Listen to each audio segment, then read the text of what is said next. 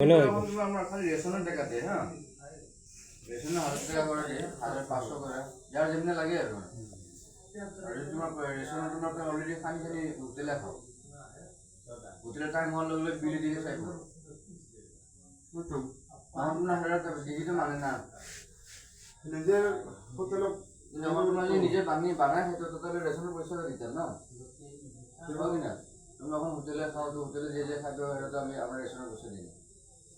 প্রত্যেক সাথে এটা তো লাগে বড় মানুষ তো খাওয়া লাগে খালি নিজে তো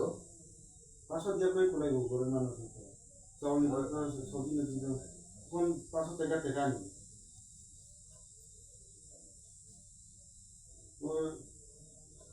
दादी करके करके पोसे पोसे और कमीसा करे रख पहले 500 দিয়ে কেমনে কোলাই যারা वो बच्चा नहीं जरा तो प्लानिंग है हमरा तो हम देखते कम जे जे बांगनी खाए इसमें भी हाथ पे ऊपर दे मैं तो बांगनी खाऊंगा ना तो